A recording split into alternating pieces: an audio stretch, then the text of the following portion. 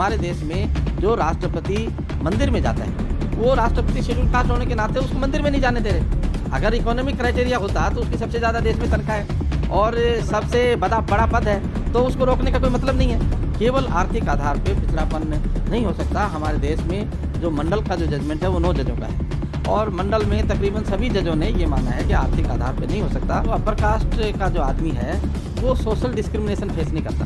Schedule caste schedule tribe है वो बहुत बड़े पैमाने पे अनटचेबिलिटी फेस करते हैं और बैकवर्ड क्लास भी अनटचेबिलिटी फेस करता है। इसलिए हम ये आर्ग्यू कर रहे हैं कि आर्थिक आधार पे आरक्षण जो है नहीं हो सकता और कास्ट में उतनी गरीबी नहीं है कि उसका कंपैरिजन हम शेड्यूल कास्ट शेड्यूल ट्राइब या बैकवर्ड क्लास से कर सकें। नमस्कार दोस्तों, नेशनल इंडिया न्यूज़ देख रहे हैं आप और मैं सुशील कुमार।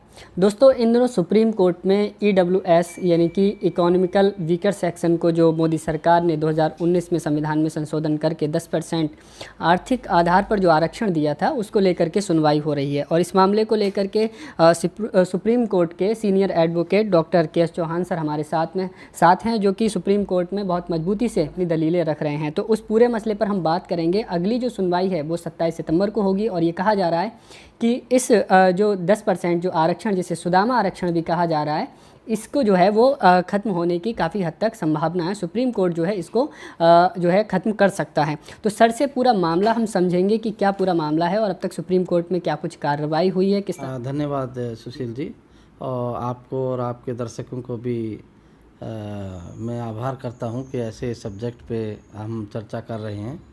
एक्चुअली जो हमारा समाज है उसका जो संगठन है वो सामाजिक आधार पे बना है जी। और ये जो रिजर्वेशन इकोनॉमिक वीकर सेक्शन का जो रिजर्वेशन दिया है ये इकोनॉमिक आधार पे है जी।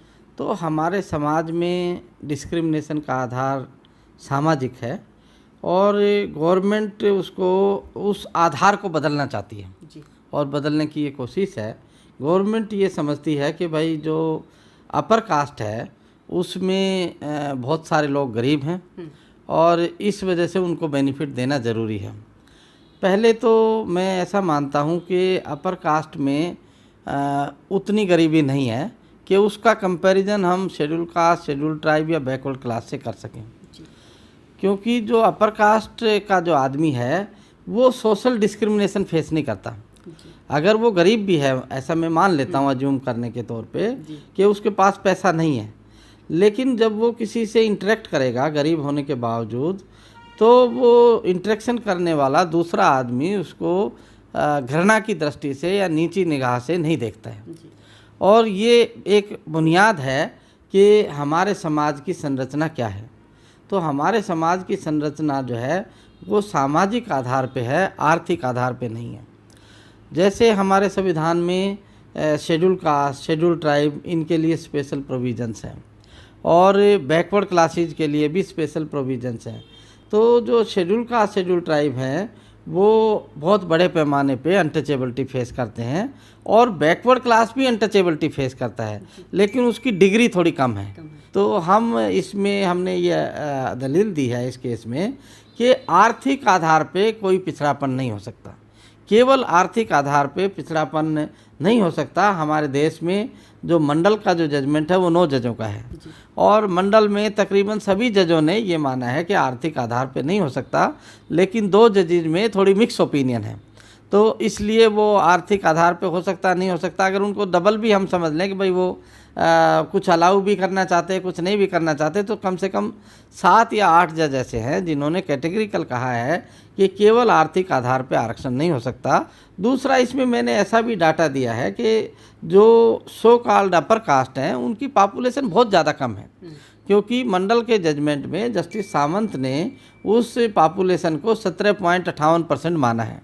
उस 17.58 में से तकरीबन 7% लोग ऐसा मानते हैं अब हम कि जैसे मराठा है, जाट है, ये जिनको उन्होंने अपर कास्ट या मतलब उनके साथ अलाई किया, उनके साथ जोड़ा।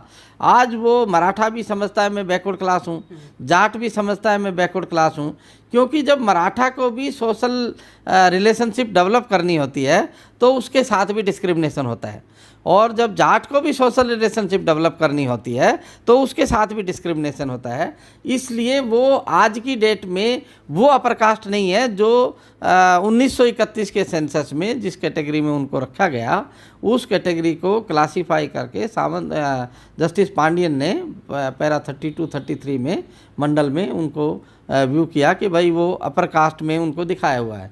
लेकिन मैं ऐसा समझता हूँ कि आज वो भी पिछड़े कैटेगरी में आ रहे हैं और उन जो बैकवर्डनेस है, बैकवर्डनेस का सामाजिक कारण होता है, सामाजिक के साथ आर्थिक भी जुड़ सकता है, एजुकेशनल भी जुड़ सकता है, लेकिन जो मूल कारण है वो सामाजिक होता है, क्योंकि उसको वो किस जाति से है तो उसके हिसाब से उसके बारे में भावनाएं पैदा होती हैं कि भाई ये इन्फीरियर है। आप कितने भी पढ़े लिखे हैं, हमारे देश में जो राष्ट्रपति मंदिर में जाता है वो राष्ट्रपति शेड्यूल कास्ट होने के नाते उसको मंदिर में नहीं जाने दे रहे। अगर इकोनॉमिक क्राइटेरिया होता तो उसकी सबसे ज़्यादा देश में तनख्वाह है और सबसे बड़ा पद है, तो उसको रोकने का कोई मतलब नहीं है। और जब ये राजस्थान में हुआ था अजमेर में, और दूसरा जो जब वो राष्ट्रपति जी कोविंद साहब इधर गए उड़ीसा में तो उनकी वाइफ के साथ धक्का मुक्की की, तो एक्चुअली वो उनको उस एरिया में नहीं एंटर करने देना चाहते जहां अपर कास्ट एंटर करता है।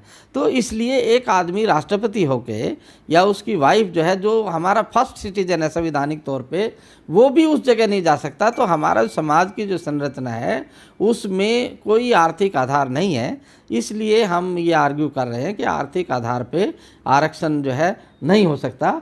और इसके अलावा हमने इंटरनेशनल स्कॉलर्स हैं उनके आर्टिकल्स भी सुप्रीम कोर्ट को दिए हैं, जिसमें उन्होंने कहा है कि इकोनॉमिक आधार के ऊपर कोई क्लासिफिकेशन इक्वल प्रोटेक्शन के लिए नहीं की जा सकती, क्योंकि इकोनॉमिक आधार वो टेम्परेरी आधार होता है। आज मैं इकोनॉमिकली वीक हूँ, आज मेरे पास पैसा नहीं है और शाम को मेरी लॉटरी लग गई तो मेरी क्लास बदल गई। तो ये जो प्रोटेक्शन देने का जो स्कीम होती है संविधानिक तौर पे, वो ऐसी नहीं होती कि कोई टेम्परेरी किसी की कंडीशन ख़राब हो उसको आप प्रोटेक्शन देंगे। अगर परमानेंट उसकी कंडीशन ख़राब है तो उसको आप दे सकते हैं।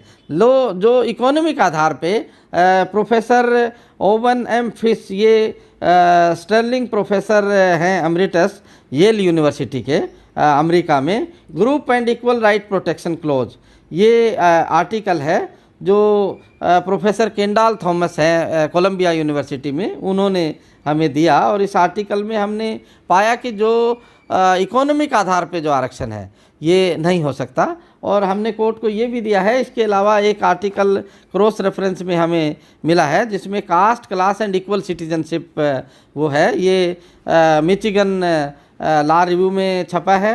और वो जो प्रोफेसर फिश का जो आर्टिकल है वो फिलोसफी एंड पब्लिक वेलफेयर में 1976 में छपा है। तो दोनों आर्टिकल्स में ये माना गया है कि कॉन्स्टिट्यूशनल क्लासिफिकेशन आप ऐसी नहीं डेवलप कर सकते कि जिसका केवल इकोनॉमिक आधार हो, क्योंकि पूरे देश में या पूरे संसार में जो भी चेंज आता है वो सामाजिक दृष्टि से आपके बारे में क्या लोग समझते हैं उसके हिसाब से आता है।